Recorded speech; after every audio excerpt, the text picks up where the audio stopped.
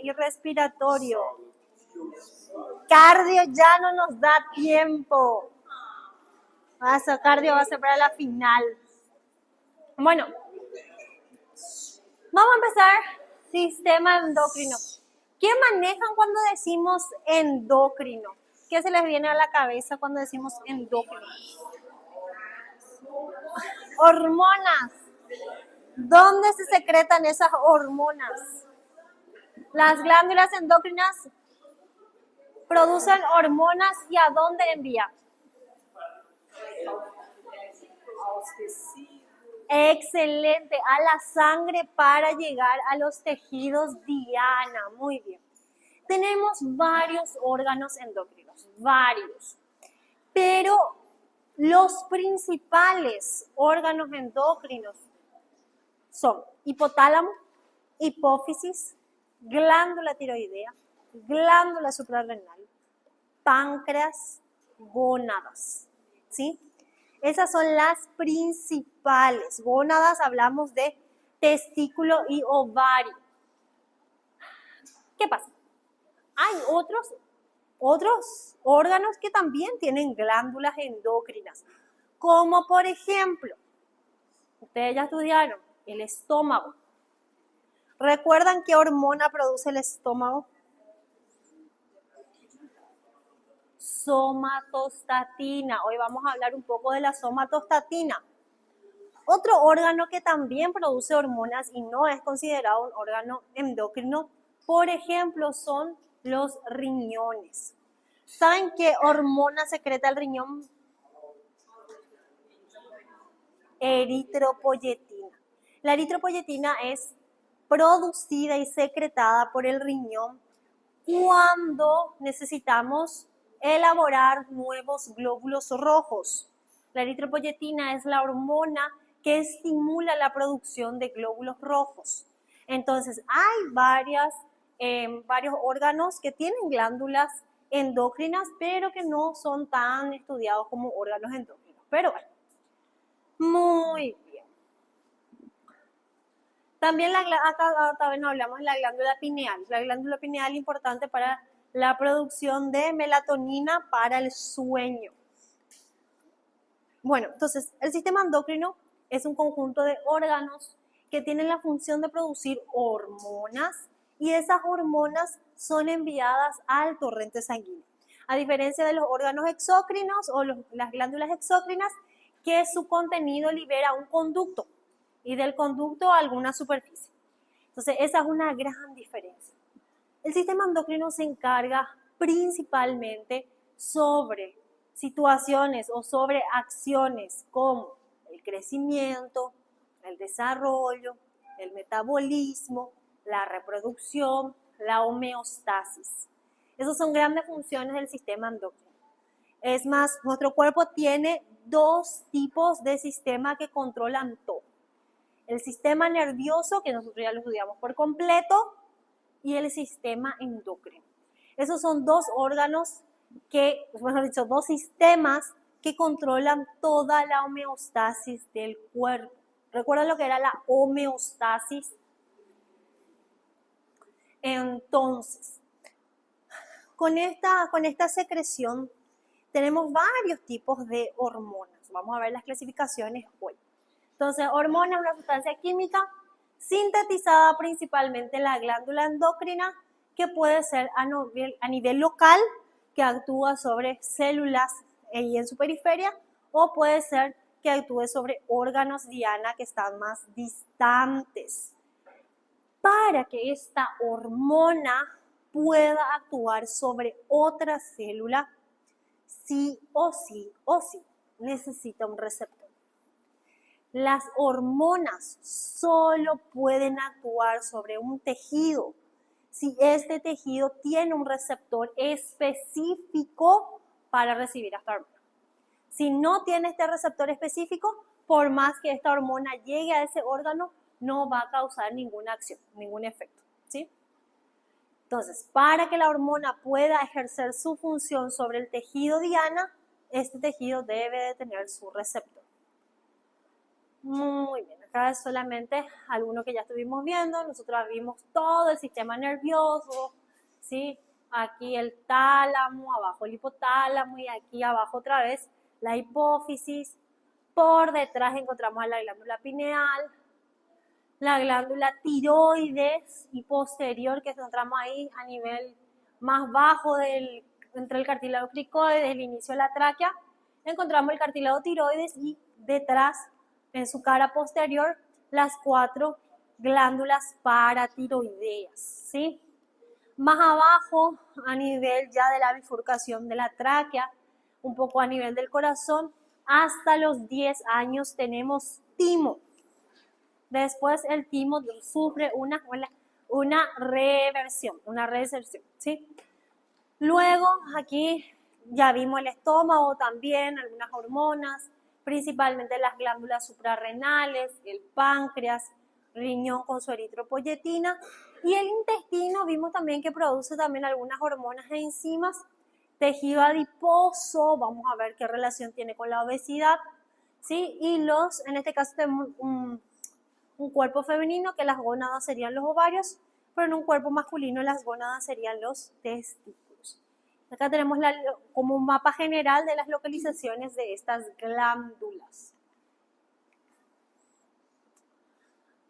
Existen varios tipos químicos, varias formas de hormonas. Las principales que nosotros vamos a estudiar son las neurohormonas, ¿sí? Y las hormonas endocrinas.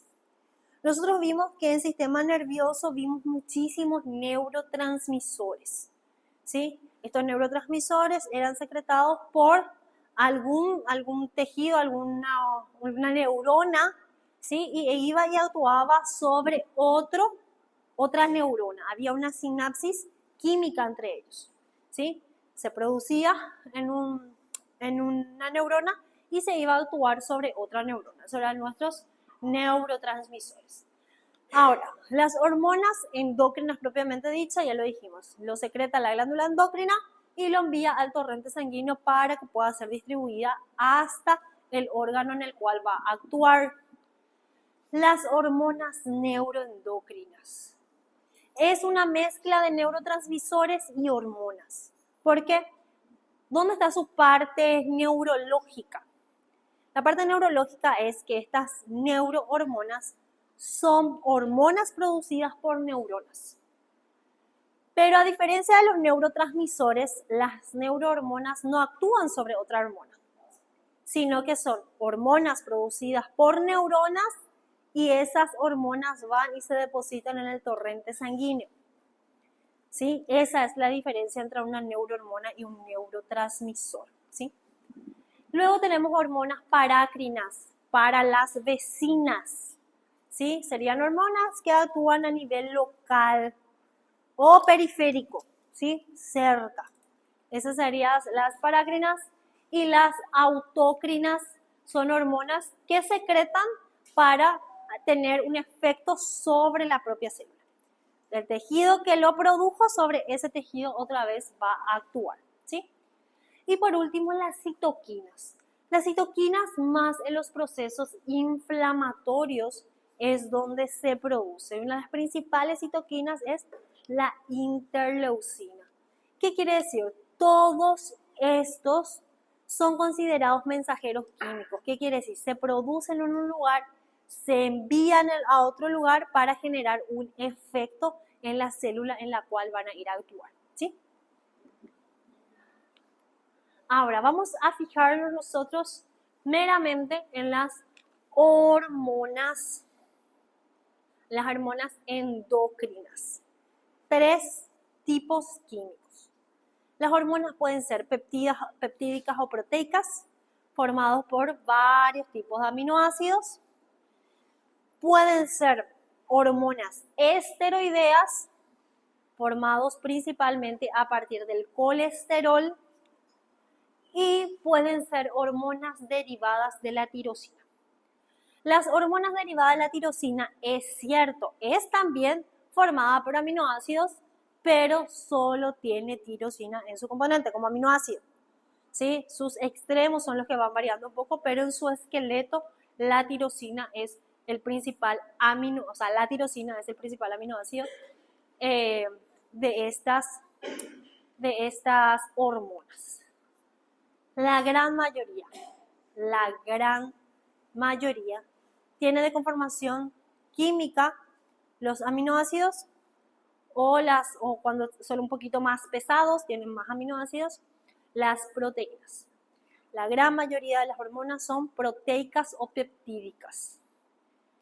Ahora, las hormonas esteroideas derivadas del colesterol son las hormonas que se producen en la corteza suprarrenal, ¿sí? Los glucocorticoides, como el cortisol, la corticosterona, ¿sí?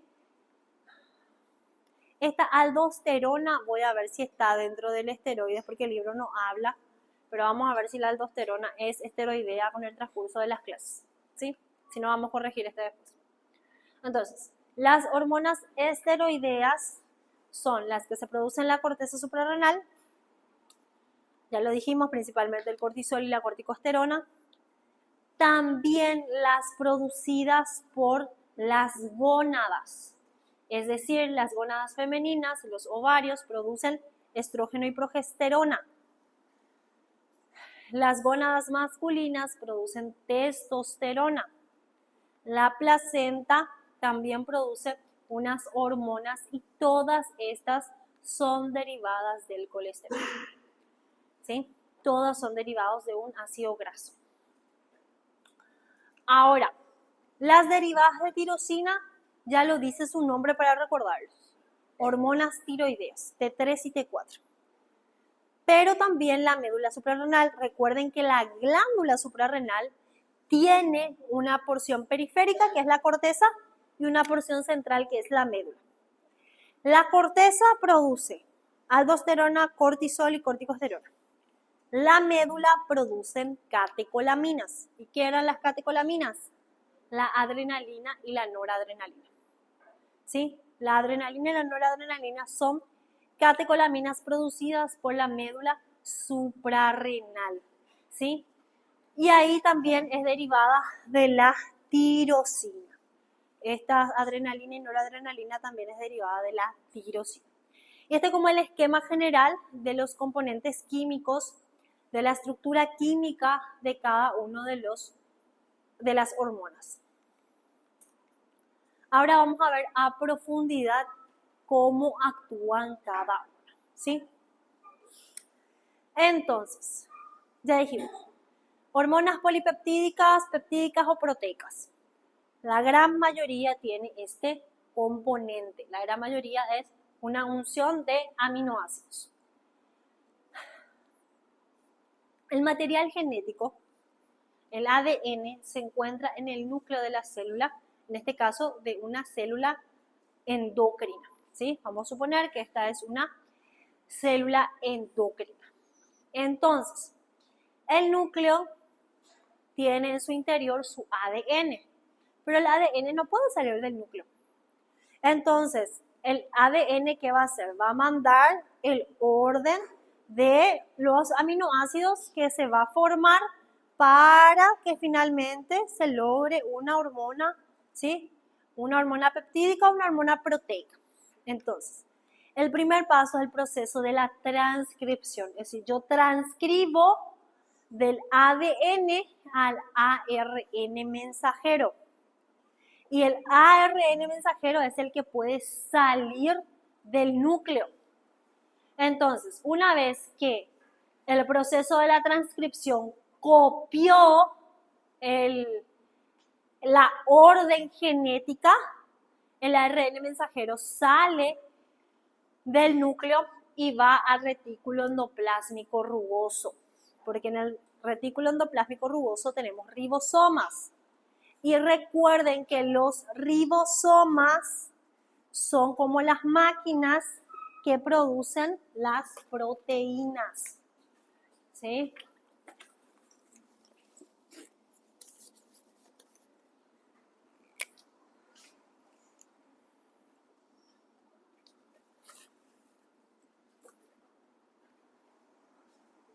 ¿Puedo borrar este ya? Bien.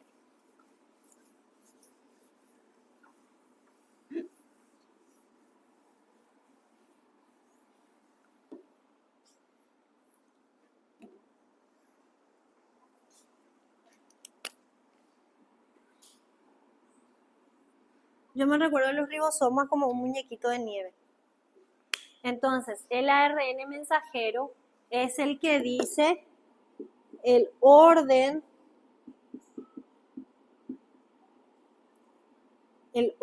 de los aminoácidos que va a ir ubicándose para finalmente formar una hormona proteica o una hormona peptídica. El ARN mensajero es el que dice el orden de los aminoácidos para formar a la hormona. Y el proceso de que el ARN mensajero le pasa la señal al ribosoma es el proceso de la transducción. Traduce la información del ARN mensajero a información, en este caso, hormonal.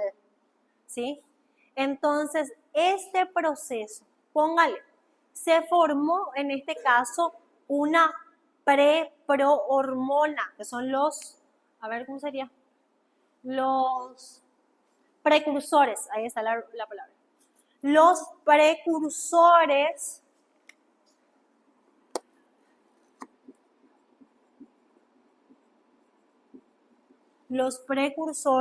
de la hormona. Entonces, esta preprohormona pasa al aparato de Golgi y en el aparato de Golgi sufren otra vez su transformación y su maduración. Entonces, la preprohormona pasa a ser prohormona en el aparato de Golgi. Es como si fuese que estemos dentro de una fábrica y uno produce, el ARN mensajero es el que dice el orden en que se va a mezclar las materias primas, ¿sí? Se forma el producto, se pasa al aparato de Golgi para terminar de cocinar, no sé, invento, y después, al terminar la cocción, tiene que haber un empaquetamiento para mandarse al público, ¿sí? Y eso es lo que hace el aparato de Golgi, termina de madurar, ¿sí? Termina de crear y desarrollar, en este caso, a la hormona o prohormona ya en el aparato de Golgi y lo empaqueta en vesículas, o sea, lo pone en paquetes de vesículas. Entonces, dentro de las vesículas están las prehormonas y dentro de las vesículas hay enzimas. Y las enzimas intravesiculares son las que convierten la prehormona o prohormona, la prohormona a hormona que está lista para ser activa, ¿sí? Pero queda dentro de su vesícula. ¿Hasta cuándo queda dentro de la vesícula? Hasta que exista un estímulo. Y el estímulo llega ¿a qué? Llega a la membrana plasmática. Y en la membrana plasmática de la célula endocrina pueden suceder dos cosas. Puede ser que haya una apertura de canales, principalmente entra calcio, cambia la polaridad de la membrana. Al cambiar la polaridad de la membrana es una señal para que las vesículas que contienen a las hormonas y a las enzimas se adhieran a la membrana plasmática y puedan liberar su contenido. Esa es una forma.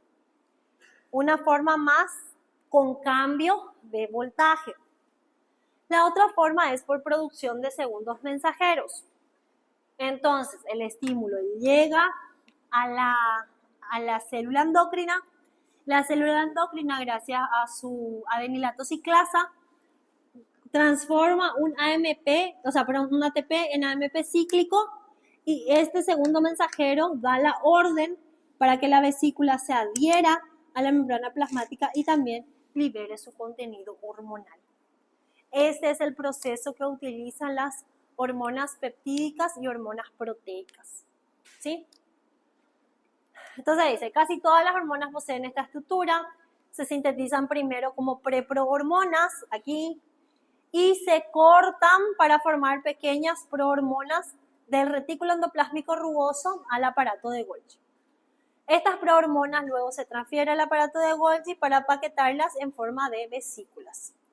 Las enzimas de las vesículas transforman la prohormona en hormona biológicamente activa y en pequeños fragmentos inactivos. Las vesículas se van a almacenar dentro de la célula endocrina hasta que se necesite su secreción, que está dada por la llegada del estímulo. Entonces dice, la secreción de las hormonas, así como de los fragmentos inactivos, ocurren cuando estas vesículas secretoras se fusionan con la membrana plasmática y el contenido de esta vesícula se libera por exocitosis. Primero al tejido intersticial, o sea, mejor dicho, al espacio intersticial, y después al torrente sanguíneo, ¿sí? Muchas veces si es una hormona autócrina o una hormona parácrina, por el tejido intersticial nada más se da la comunicación de una célula a otra. Pero normalmente las hormonas que vamos a estudiar van al torrente sanguíneo. Pasan por exocitosis al espacio intercelular y luego al torrente sanguíneo.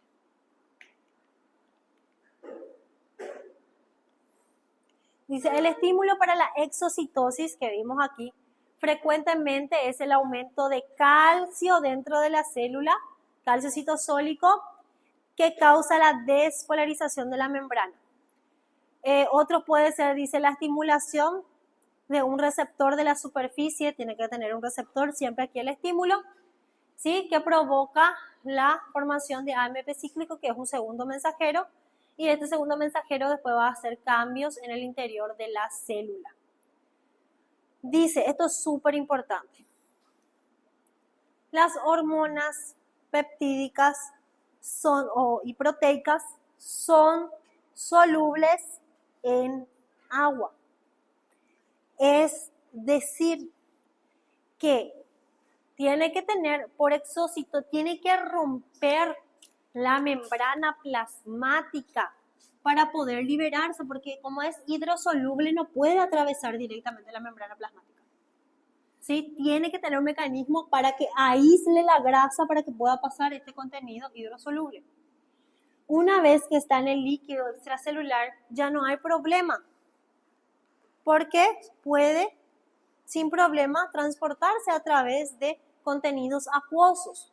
Entonces, solito esta hormona viaja por el torrente sanguíneo sin necesidad de una proteína transportadora.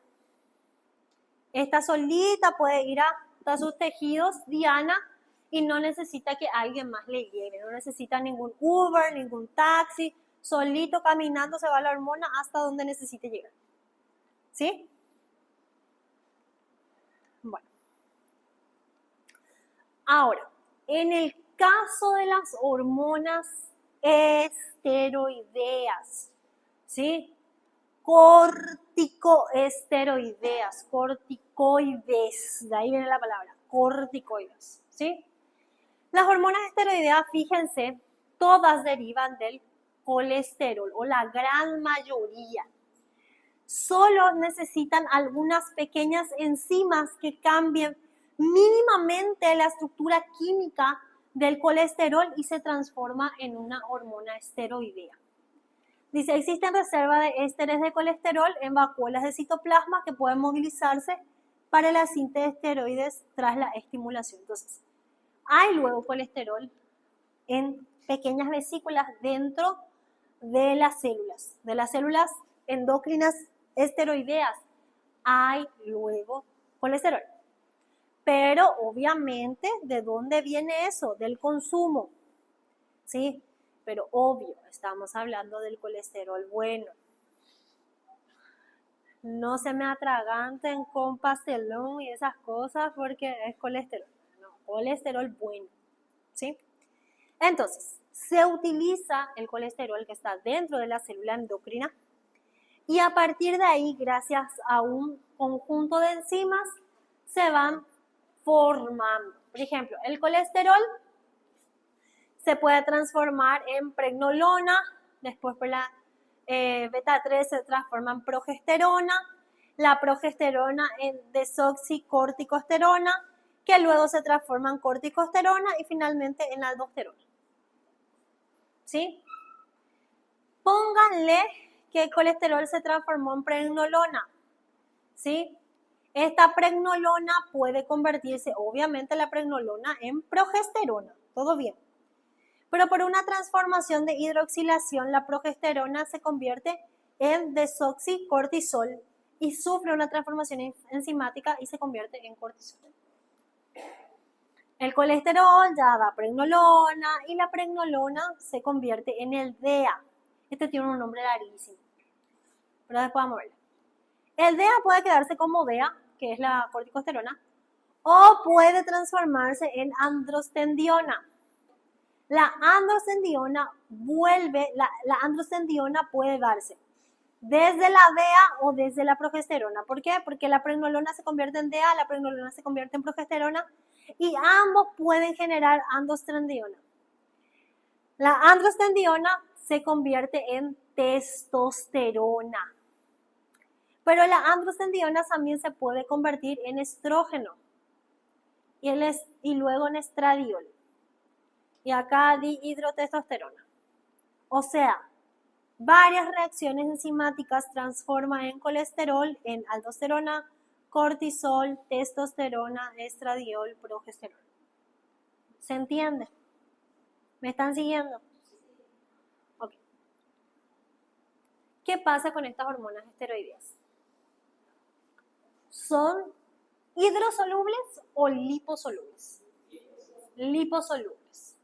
¿Van a atravesar fácilmente la membrana plasmática o no? Sí, porque grasa con grasa difunden. Entonces, estas hormonas esteroideas no necesitan almacenarse en vesículas.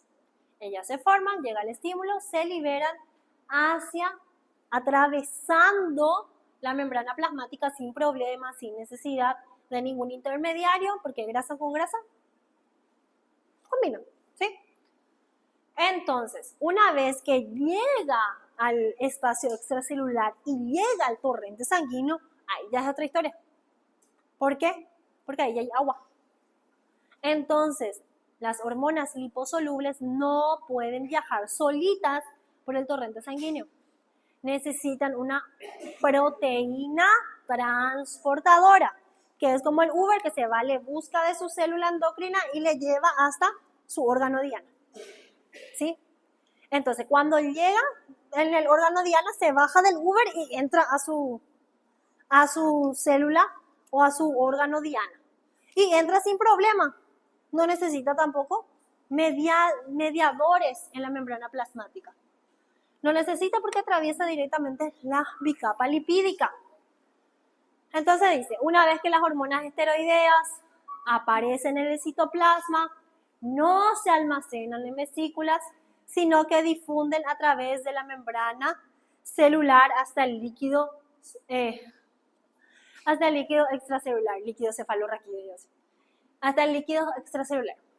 Debido a que los esteroides son liposolubles, una vez que se sintetizan pueden difundir la membrana celular e ingresar al líquido intersticial y a la sangre. Una vez que están en la sangre se unen a su proteína transportadora.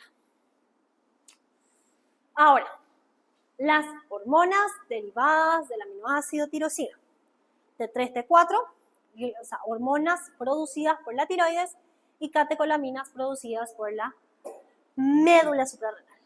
Entonces dice, los dos grupos de hormonas son derivadas de la tirosina. ¿Recuerdan ustedes que se convertían en L2-patirosina? ¿Recuerdan ese ¿sí? Bueno, ese mismo. Por reacciones enzimáticas van cambiando de forma química y se van convirtiendo en nuevos componentes. Entonces, ambas Ambos grupos hormonales son secretados, la glándula tiroides, T3 y T4, y la médula suprarrenal, adrenalina y noradrenalina. Dice, están formados por la acción de enzimas citoplasmáticos de las células glandulares, es decir, se produce el aminoácido en el citoplasma de la célula, hay unas enzimas que van transformando, ¿sí?, químicamente a estas hormonas y finalmente las vuelven o tirosina o T3 y T4 o catecolaminas, ¿sí?, por las enzimas que están en el citoplasma de las células que las produce, ¿sí? Entonces, las hormonas tiroideas se sintetizan, este es solamente un resumen, porque esto vamos a hablar después bien a profundidad. Las hormonas tiroideas se sintetizan y almacenan en la glándula tiroides, ¿sí? En este caso sí se almacena, ¿por qué? Porque nosotros no podemos estar liberando todo el tiempo T3 y T4, ¿sí? Porque o si no, vamos a tener un hipertiroidismo, ¿sí? Tiene que ser bastante regulado, por eso se almacena. ¿Y cómo se almacenan? En proteínas llamadas tiroglobulinas, ¿sí? Nosotros podemos conocer la estructura de una glándula tiroides, pero recuerdan que tenía sus células, ¿sí? Y tenía era como una piscina, ¿sí? Un pool de hormonas tiroideas, que estaba el folículo rodeado por sus células y la parte central que era el líquido, la parte acuosa, ¿sí? Bueno, ahí se va guardando. Una vez que se necesite, una vez que llegue el estímulo, estas, ¿sí? Dice, la secreción ocurre cuando las aminas se separan de la tiroglobulina, es decir, se transforman en T3 y T4 y hormonas libres y se liberan al torrente sanguíneo. Una vez que las hormonas tiroideas están en el torrente sanguíneo, por más que sean de contenido de aminoácido, igual tienen sus proteínas transportadoras. ¿Qué están oliendo ustedes? ¿De qué? ¿Café? Raro que el café sabe.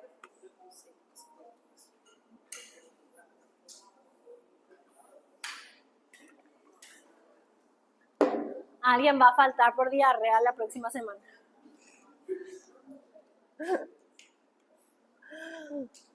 No le vaya a querer matar a Débora, por favor. No la mates. Ajá.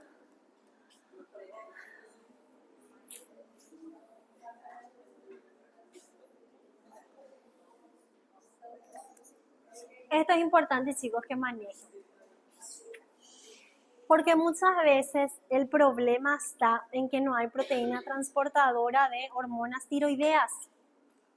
Muchas veces están los anticuerpos que destruyen las hormonas tiroideas y muchas veces está en la glándula que produce exceso de hormonas tiroideas o que no produce nada.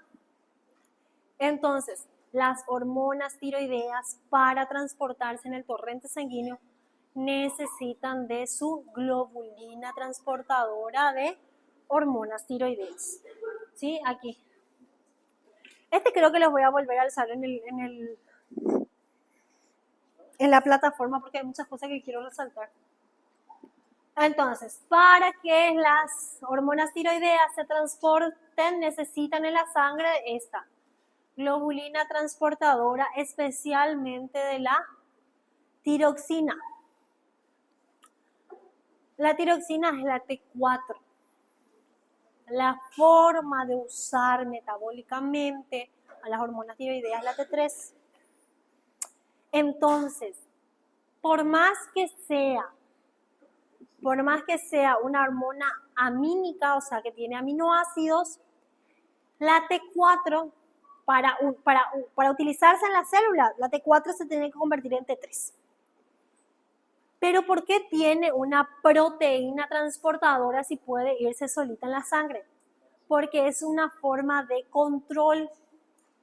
Porque cuando está unida a su proteína transportadora, esa T4 no se puede soltar para ser utilizada.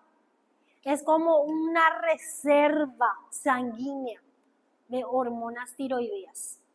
Cuando se necesita, entonces la T4 se desprende de su hormona transportadora se convierte en T3 y es utilizada por la célula diana. ¿Sí?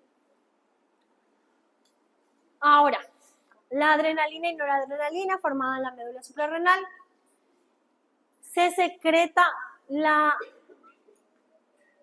adrenalina más que la noradrenalina y ahí depende si le recibe su receptor alfa o su receptor beta.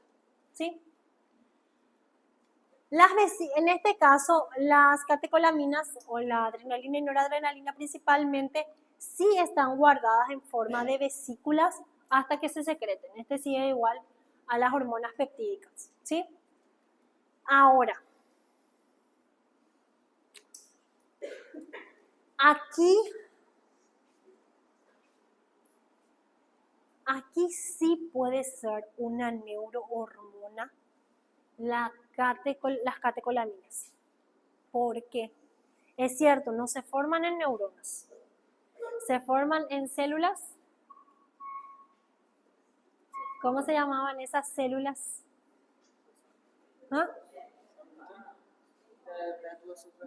Sí, célula cromafines. Las células cromafines, muy bien. Que tiene un poquito de componente nervioso, pero no es una neurona como tal. En este caso, se forma en un órgano endocrino, pero actúa sobre sistema nervioso. Porque normalmente las neurohormonas se producen en neuronas y actúan sobre algún otro tejido. ¿Sí? Son neuronas que producen hormonas que se mandan a la sangre y desde la sangre se van a otro tejido. En cambio, en la médula suprarrenal se produce en una glándula, se manda a la sangre, pero esta adrenalina y noradrenalina tiene capacidad de ir a actuar sobre neuronas, sobre receptores que pueden estar en los vasos sanguíneos, receptores que pueden estar en dendritas neuronales. Por eso también puede ser considerada una neurohormona. ¿Me siguen hasta ahí? ¿Qué es lo que vimos ahora? Hasta el momento vimos cuáles son las formas químicas, la parte estructural química de cada una de las hormonas, que pueden ser proteicas o polipeptídicas, la gran mayoría, esteroideas derivadas del colesterol, que es corteza suprarrenal, y gónadas derivadas de la tirosina, que son la glándula tiroidea y la médula suprarrenal. Vimos cuál es su origen químico, cómo se va formando en el interior de las células endocrinas. Y ahora vamos a ver cómo actúa. Una vez que se libera la sangre, cómo va a actuar en su órgano diana. ¿Sí? Entonces, para que una hormona pueda actuar sobre algún órgano diana, necesita receptores y receptores específicos. Entonces dice, la acción de una hormona comienza cuando se une a su receptor determinado, dentro de la célula diana o sobre la célula diana. Si esta célula no tiene receptor para esa hormona no va a funcionar o no va a tener acción sobre esa célula. Ahora, la unión hormona-receptor puede darse en diferentes lugares. El receptor puede estar en la membrana plasmática, ahí en la bicapa lipídica. El receptor se puede encontrar en el citoplasma de la célula diana o puede estar en el núcleo de la célula diana. Cada estructura química, si es proteica, esteroidea o derivada de la tirosina, tiene un lugar diferente de sus receptores. Entonces, por ejemplo, una hormona proteica es grande y es hidrosoluble. ¿Va a atravesar o no va a atravesar la bicapa lipídica del órgano diana? No va a poder atravesar. Entonces, ¿dónde tiene que estar el receptor para esa hormona? El receptor para las hormonas proteicas están en la membrana plasmática, ahí en la periferia, en la superficie de la célula diana. ¿Sí? Vamos a las esteroideas. Las esteroideas son hidrosolubles o liposolubles. Si son liposolubles, ¿puede atravesar la bicapa lipídica de la membrana, de la célula diana? Puede, pero apenas atraviesa la bicapa lipídica ya encuentra agua otra vez. Entonces, los receptores para las hormonas esteroideas están en el citoplasma de la célula diana. ¿Sí? Ahora, las derivadas de la tirosina. Estos derivados de la tirosina, muchos actúan profundamente sobre el metabolismo de la célula diana. Entonces, los derivados de la tirosina, especialmente las hormonas tiroideas, la T3 y T4, llegan hasta el núcleo de la célula. El receptor para la hormona tiroidea, el receptor de la célula diana se encuentra en el núcleo de esa célula. En el núcleo de la célula diana que va a recibir a esa hormona tiroidea. Entonces, hormonas proteicas, peptídicas y también las catecolaminas. Se encuentran sus receptores en la membrana plasmática del órgano diana. Hormonas esteroideas encuentran sus receptores en el citoplasma de los órganos diana y las hormonas tiroideas encuentran sus receptores en el núcleo del órgano diana, de las células que conforman este órgano diana.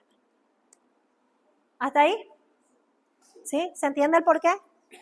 ¿Sí?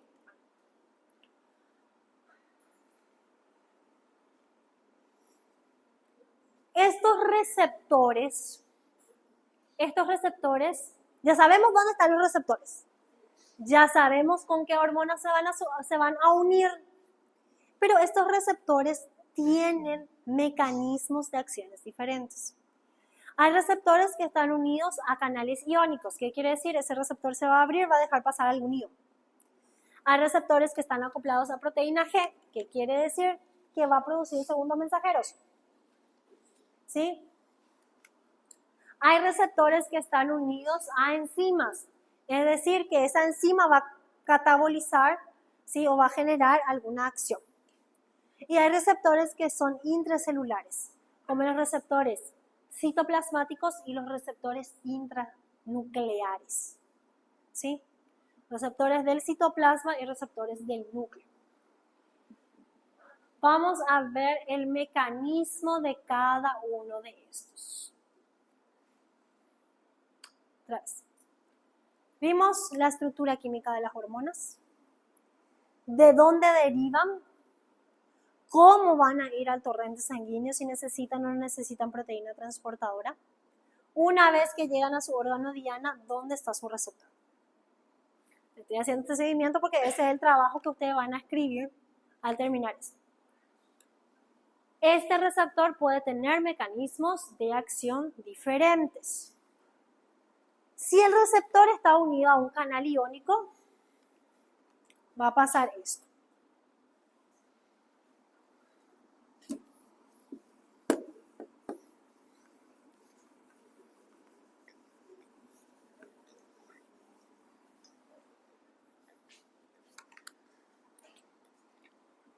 Está la bicapa lipídica.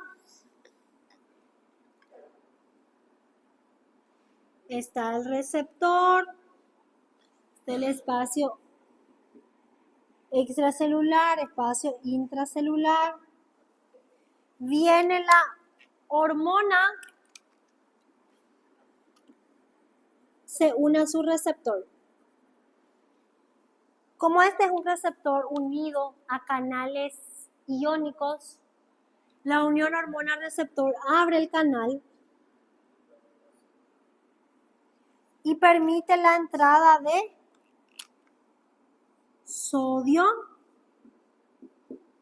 y puede permitir la entrada de calcio. Y ahí se despolariza la membrana y ocurre la acción. ¿Sí?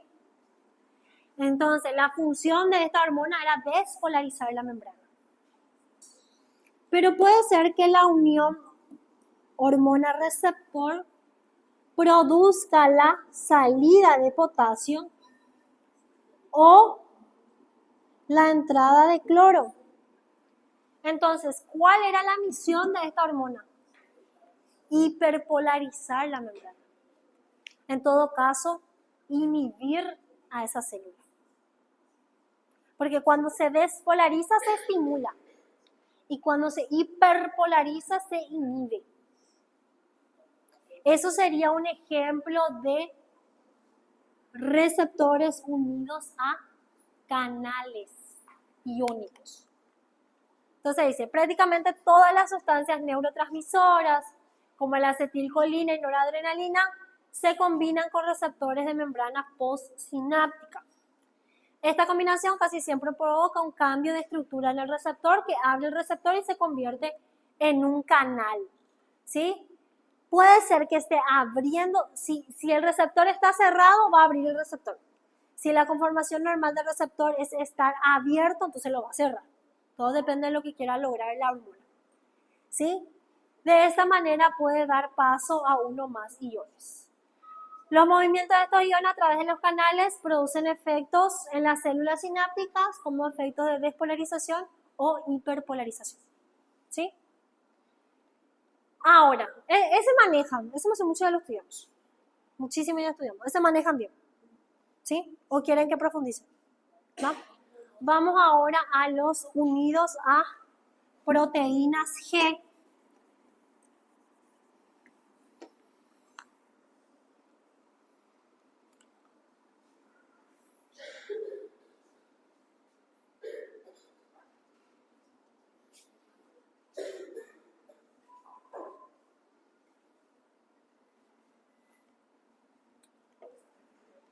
Fíjense,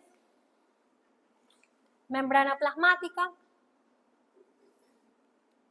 y es membrana plasmática, membrana celular, no membrana nuclear. Hay un receptor transmembrana. Cuando este receptor recibe a su hormona, la unión hormona-receptor genera la unión con la proteína G. Esta proteína G cambia su GDP por GTP y la porción alfa va y estimula a una enzima llamada adenilatociclasa. Esta adenilatociclasa, activada por la porción alfa de la proteína G, que como tiene GTP, entonces está la porción activa. Esta porción alfa con GTP activa a la adenilatociclasa y la adenilatociclasa produce un segundo mensajero que agarra el ATP y lo convierte en AMP cíclico. ¿Sí?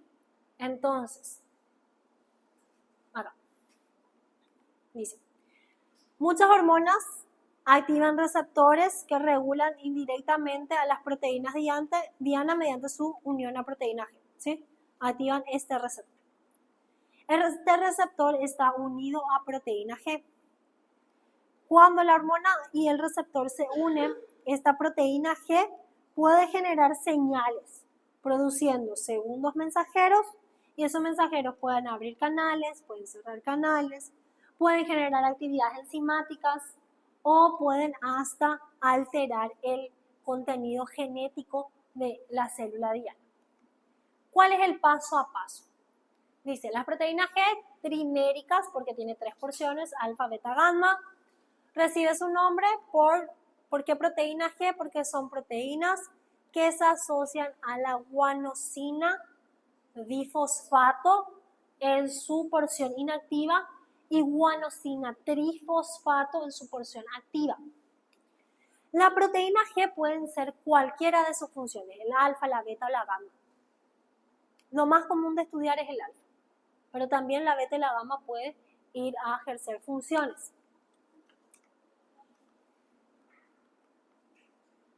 Acá dice, en estado inactivo, la subunidad alfa, beta y gamma de las proteínas G forman un complejo que se unen al difosfato de guanosina.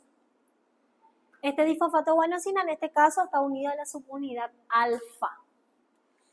Cuando se activa el receptor por la unión de la hormona al receptor, este receptor sufre un cambio conformacional que hace que la porción alfa de la proteína G agarre el GDP y le convierta en GTP. Hace que la proteína G trimérica unida a GDP se asocie en el citoplasma con el receptor e intercambie GDP por GTP. El desplazamiento de GDP por GTP el desplazamiento de GDP por GTP unido a la subunidad alfa hace que beta y gamma se desplacen y sea la porción alfa con GTP la que active a una enzima para producir segundos mensajeros y así producir más cambios en el interior de la célula. Entonces dice, el desplazamiento de GDP por GTP hace que la subunidad alfa se disocie del complejo trimérico y se asocie con otras proteínas de señalización intracelular. Estas proteínas a su vez alteran la actividad de canales iónicos, es decir, pueden dejar pasar iones o pueden actuar sobre enzimas que están en el espacio citosólico. ¿Cuáles son estas enzimas? Vamos a estudiar dos clases, el adenilato ciclasa y la fosfolipasa C.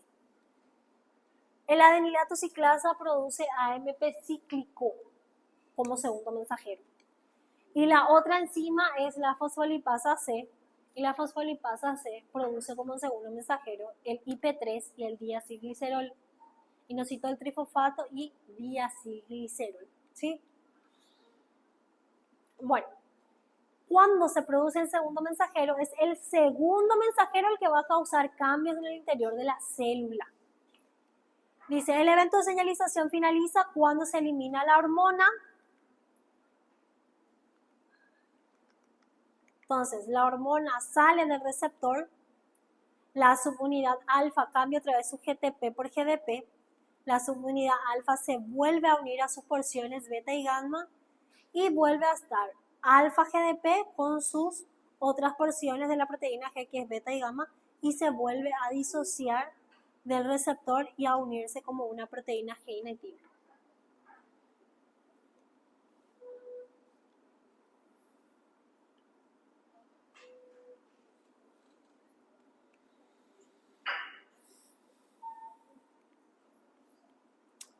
Esta proteína G puede ser una proteína G estimulante o estimuladora o puede ser una proteína G inhibidora. ¿Qué quiere decir?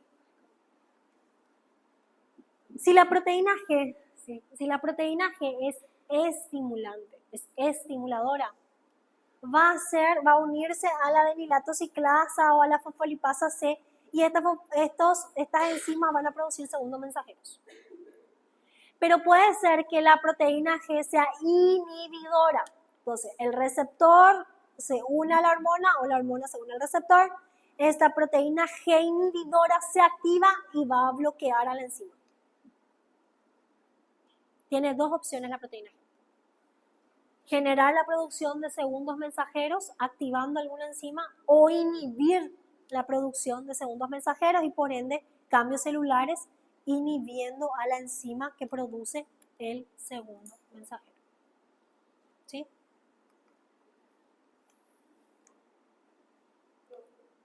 Eso, pregunta.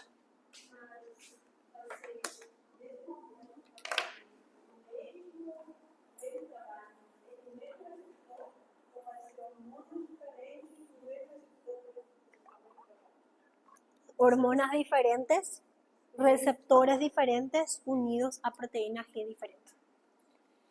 Si es en el mismo tejido diana, Porque hay hormonas que son antagonistas. Por ejemplo, hay la hormona estimulante de la hormona de crecimiento y la hormona inhibidora de la hormona de crecimiento. Son antagonistas. Entonces, en una puede actuar su receptor para la hormona estimulante y producir segundos mensajeros, y en el otro puede actuar la proteína G, pero inhibiendo a la enzima, entonces no produce. Y ahí no se corta la función de esa hormona. Só vai atuar no mesmo órgão de tudo diferente.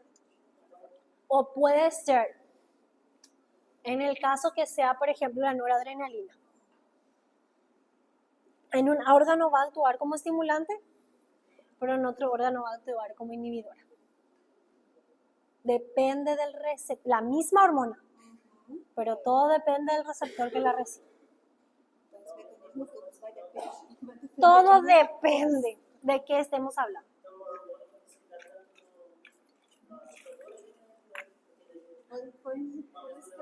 Porque en el caso, por ejemplo, de la noradrenalina. Pero, por ejemplo, en el caso de la Uma que a gente sempre usa bastante. prolactina.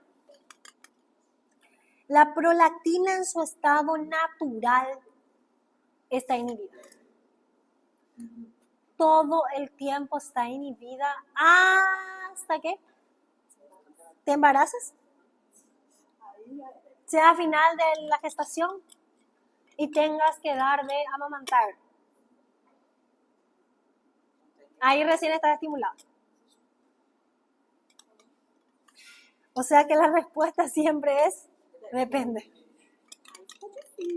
várias situações, Depende.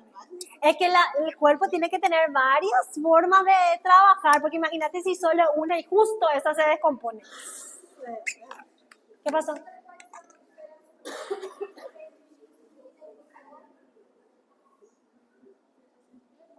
Puede ser. En el caso de la insulina, su receptor está guardada en vesículas. Su receptor no está disponible en la membrana plasmática. Es un receptor de membrana. Pero solamente cuando llega un estímulo, libera, normalmente el estímulo a nivel muscular, ahí recién libera la vesícula y pone el receptor de insulina a disposición. ainda tem isso ainda. Igual que la glucosa también está guardada en vesículas. Y cuando la hormona insulina se une al receptor de insulina, ahí recién hace que las GLUT vayan como receptores a la membrana plasmática. Então, antes mesmo da hormona atuar, o estímulo vai atuar para liberar, para depois a hormona. Sin estímulo, la hormona no se libera.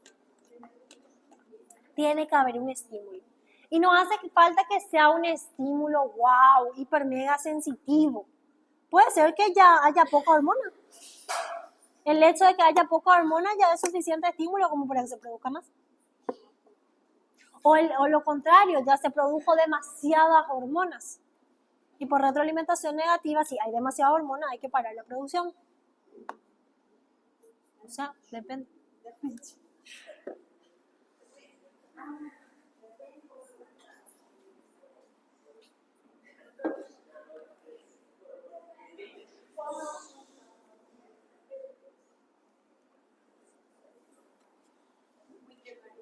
¿Ah? Enseguida. A las 3 vamos a hacer intervalo. A las 3 hacemos intervalo. Sí. Muy bien. Ahora, ya sabemos que el receptor puede ser que esté unido a un canal iónico. Puede ser que el receptor esté unido a proteína G. Y puede ser que el receptor esté unido a una enzima. ¿Cómo pasa eso? Cuando la hormona se une, no tengo ninguna imagen. Cuando la hormona se une a su receptor, normalmente también es así en la parte extracelular de la célula. La hormona se une a su receptor. Pero este receptor tiene actividad enzimática aquí en el espacio de la bicapa lipídica o en el espacio intracelular. Entonces dice, cuando la hormona se une a la parte extracelular del receptor, una enzima que se encuentra inmediatamente dentro de la membrana celular, o puede ser intracelular, aquí, o puede ser dentro de la membrana, ¿sí? Normalmente se suele activar. Obviamente que depende de la hormona, también puede inhibir, pero lo más común es que se active. Entonces dice, muchos factores de crecimiento de peptídicos, citocinas y algunas hormonas que están ligados a enzimas tirosinas quinasa para la señalización celular. Estas pueden ser, ¿qué enzima?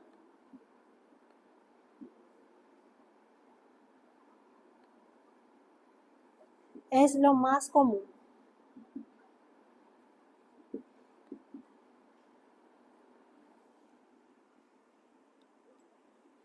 El libro habla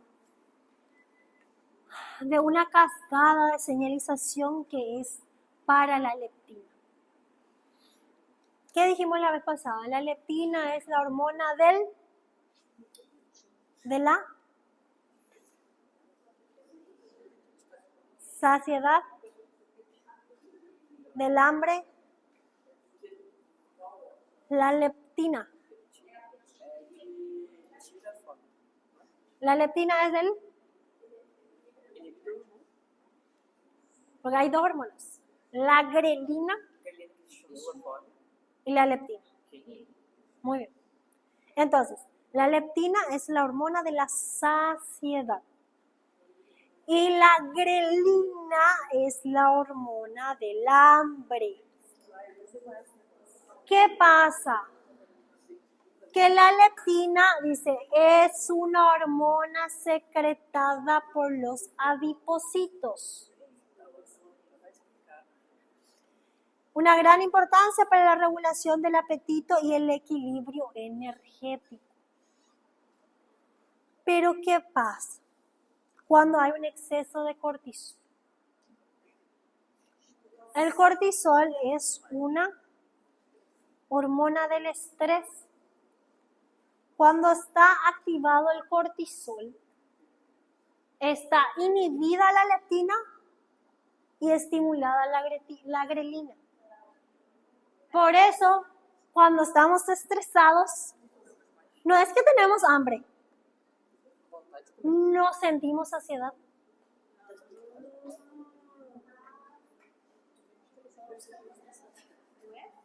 No es hambre. Vos no sentís hambre, porque hambre sentís cuando de verdad ya te duele el estómago, te presentan no sé, una hamburguesa y te presenta una galleta y da igual, hay que comer.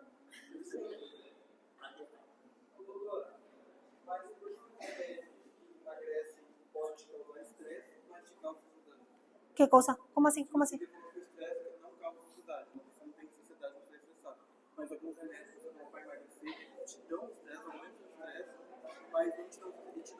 No aumenta el estrés como tal, aumenta el metabolismo. Entonces, la degradación de adipocitos. Y si se degrada tu adipocito, vos tenés leptina, entonces no tenés hambre. ¿Qué pasan los diabéticos? Los diabéticos también tienen inhibida la leptina. Entonces, el diabético, pobrecito, nosotros le decimos, no vaya a comer tal cosa, no vaya a comer, no vaya. El obeso, vos le decís, no vaya a comer tal cosa. Pero como no degrada su adipocito, entonces no se libera la leptina. Es más, el cortisol, cuando está elevado, ¿qué hace? Inhibe también, pero inhiben a la Melatonina. Porque el cortisol es la hormona que más está aumentada cuando nos despertamos, porque si no nos estresamos, no nos despertamos.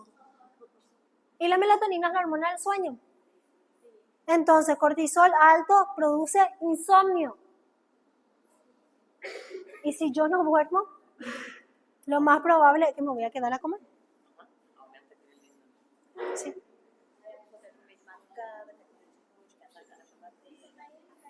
Entonces, parte del proceso del adelgazar, emagrecimiento y eso, del adelgazar es, obviamente, dieta saludable, hacer una actividad física que tengas más gasto que consumo, porque si vos tenés consumo y gasto equilibrado, no va a haber tampoco un descenso de peso. Te vas a mantener ahí donde estás. No te vas ni para más ni para menos. Entonces, para que haya un verdadero descenso de peso, el gasto energético debe ser mayor que el consumo. ¿Entienden? Pero, si vos no dormís, alterás los procesos hormonales metabólicos. Entonces, ese exceso de ansiedad también lleva a un aumento de cortisol. Y ahí la persona, por eso es que la persona come, y nunca llegó en el cerebro de decir, no, estoy saciado. ¿Y qué pasa? Mientras más como, mi estómago es un músculo, más se agranda y más espacio hay para más comida. Por eso es que la persona que normalmente está acostumbrada a porciones pequeñas, come ese poquito y ya se siente satisfecha. Porque ya estufó, ¿cómo se dice? El estómago. ¿Cómo se dice eso en español?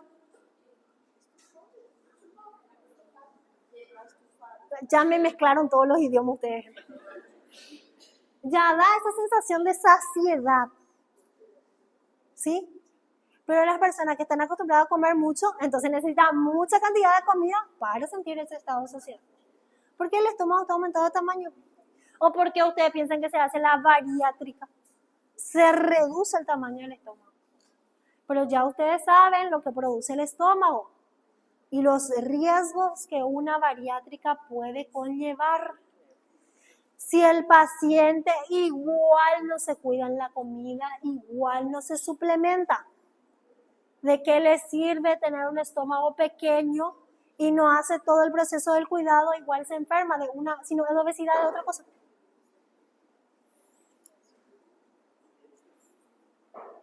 Por eso amo endocrino. Todo tiene explicación. Todo es esto, pasa por esto y por esto y por esto y por esto, y le vas buscando y vas entendiendo el porqué de que hay detrás del paciente. Porque imposible que ustedes le digan, no es su paciente, su familiar, no vayan a más comer eso. Te hace mal, estás engordando. Que por cierto, gente, todos tenemos espejo en nuestra casa. Nadie nos necesita decir si estamos gordos o estamos flacos. Todos tenemos espejo. Todos tenemos espejo. No hace falta que te diga, ay, qué gorda que estás, ay, qué flaca que estás, no hace falta. Mas tem umas maquiagens que não dão, né?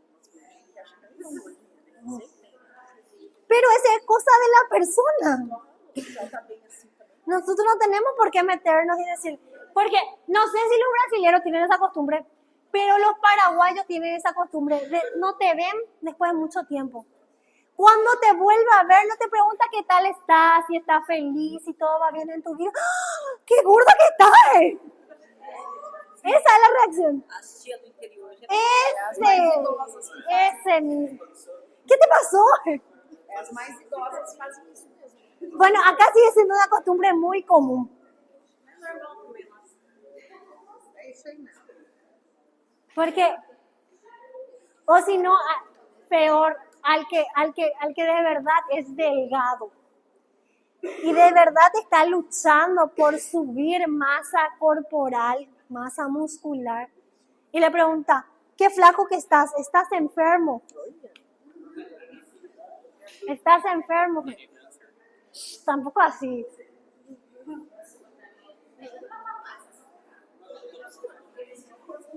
¿Alguien alguna vez tuvo esa clase de tías? ¿Qué te dijo? ¿Qué te dijo?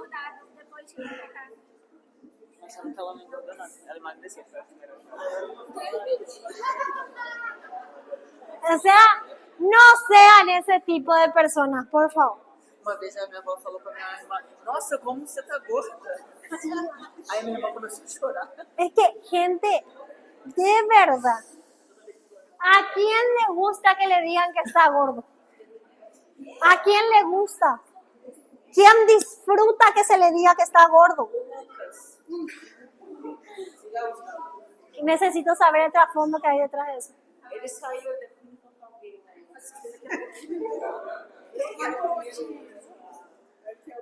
Alguma no primeiro ano.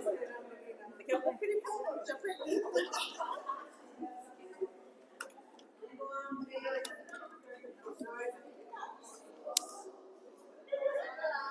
Se equivocaron.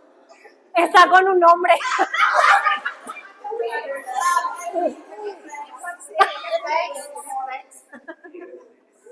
É que ele não decidiu ainda. Não, mas não é Ato fue. No, pero Ato también. não, você também, Lucas. É flex? Ella dijeron. Se acabó tu esperanza. Bueno. Entonces, esta leptina, sí, es una hormona que se une a un receptor que está unido a enzimas. Entonces, estas enzimas son las que catabolizan dentro de la membrana o dentro de la célula en la cual van a actuar. Otro ejemplo dice, cuando la hormona se une a su receptor, la adenilato ciclasa sin intermediación de proteína G, lo mismo produce AMP cíclico. También tenemos otro ejemplo que es esto, chicos, es súper importante para cardio, circulación, aparato circulatorio e infarto. El péptido natriurético auricular. Hay una hormona producida por el corazón que actúa, ¿sí? Que después genera una cascada que utiliza como segundo mensajero al GMP cíclico. No es el AMP cíclico, es el GMP cíclico porque es la guanosina monofosfato cíclica. Es otro segundo mensajero, pero normal, lo más común que estudiamos es el AMP cíclico, ¿sí? AMP cíclico como segundo mensajero producido por la adenilato ciclasa. Pero existe una hormona que es el péptido natriurético auricular que utiliza como mecanismo de acción al segundo mensajero que es el GMP cíclico, ¿sí? Son diferentes tipos de segundos mensajeros nada más.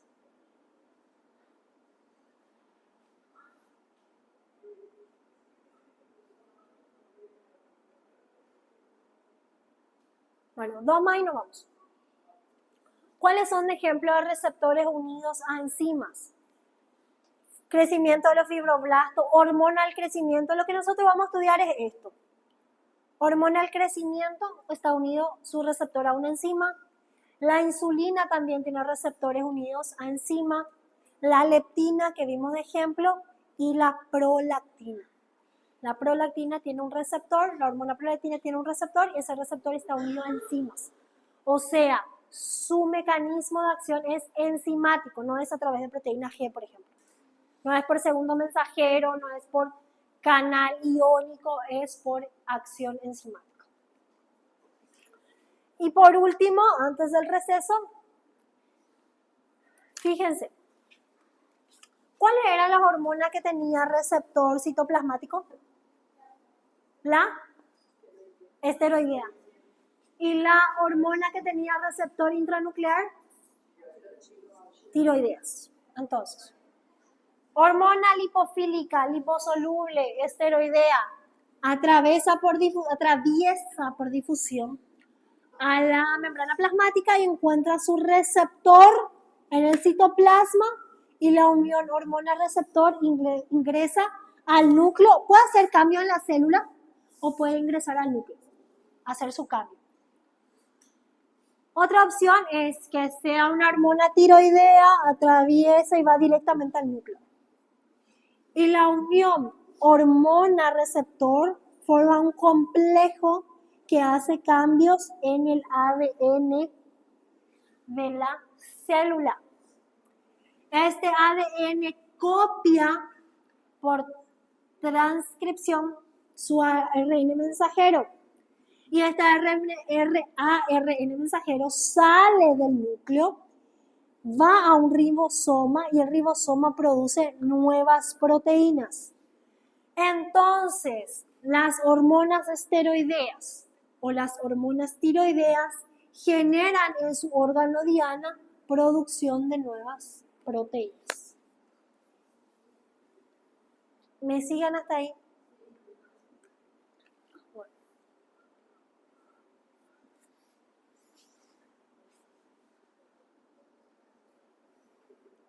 El más común de todos